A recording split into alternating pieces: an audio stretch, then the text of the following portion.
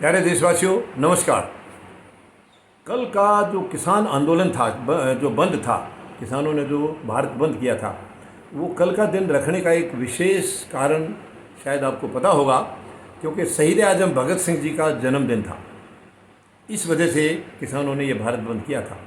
यानी शहीद आजम भगत सिंह की भी शक्ति किसानों के साथ थी। वो खुद किसान थे और ऐसे क्रांतिकारी वीर शायद देश में आगे पता नहीं पैदा होंगे या नहीं होंगे।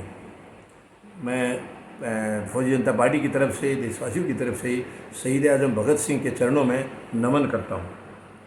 ऐसे वीरों की वजह से ये भारत देश आज़ाद हुआ था। ऐसे वीर बलिदानियों की वजह से अंग्रेज़ यहाँ से गए थे, वरना अंग्रेज़ों का जाना बहुत आसान नहीं था। लेकिन आज दुख की बात यह है कि आज उनके भी खून के आंसू निकल रहे होंगे। जब वो ऊपर से देखते होंगे यहाँ की हालत को, तो उनके भी खून के आंसू निकल रहे होंगे। उन्होंने कभी नहीं सोचा होगा कि अंग्रेज़ यहाँ से जाने के बाद और हमारी इस दुनिया से जाने के बाद ये देश की ऐसी हालत करेंगे। कभी नहीं सोचा होगा उन्होंने। कितना दुख हो रहा होगा, उनकी आत्मा पर कितनी ठेस लग रही होगी, खून के आंसू निकल रहे होंगे। शर्म आती है, मतलब यानी हमें खुद शर्म आ रही है। तो उन्होंने तो कुर्बानियाँ दी हैं। हमारे कल को सुरक्षित करने के लिए उन्होंने अपने आज को मिटा डाला था। रोंगटे खड़े हो जाते हैं जब उस नज़ारे की तरफ देखते हैं, जब उनकी उस वक़्त की हम लोग इस दुनिया में उस वक़्त नहीं थे। लेकिन अब जब आज उनके बारे में सुनते हैं, पढ़ते हैं और जब उसको सोचते हैं तो रोंगटे खड़े हो जाते हैं, आंखों से आंसू बहने शुरू हो जाते हैं। और आज ये निकम्मी सरकार, इनको ज़रा सी भी शर्म नहीं है कि ऐसे बलिदानियों ने अपनी कुर्बानियाँ दे करके इस देश को आज़ाद कराया है। तो क्या इसकी आज़ादी को तुम ऐसे बर्बाद करोगे? तानाशाही चला करके तुम देश को बर्बाद करोगे?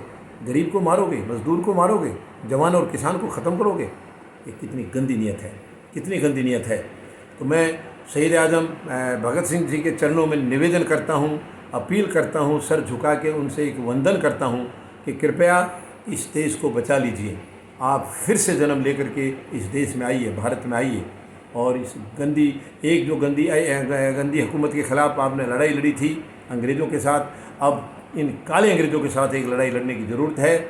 और शहीद आजम भगत सिंह का दोबारा से आना बहुत ज़रूरी है, बहुत ज़रूरी है, क्योंकि ये काले अंग्रेज़ गोरे अंग्रेज़ों से भी ज़्यादा ख़तरनाक हैं।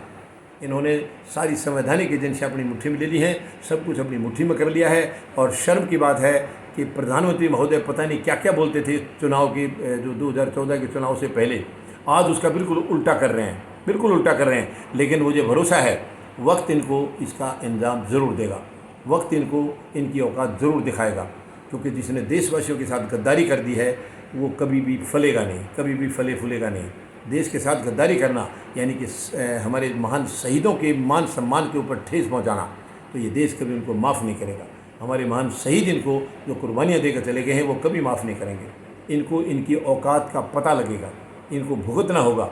जो गंदी हरकत ये देश के साथ कर रहे हैं, इन्हें इसकी सज़ा भुगतनी होगी, हर हालत में भुगतनी होगी। मैं अंत में शहीद आजम भगत सिंह जी के चरणों में फिर से एक बार नमन करता हूँ और आह्वान करता हूँ, उनसे निवेदन करता हूँ कि आप दोबारा से आइए इस धरती पर और इस देश को बचा लीजिए। धन्यवाद। जय जवान, जय किसान, जय हिंद।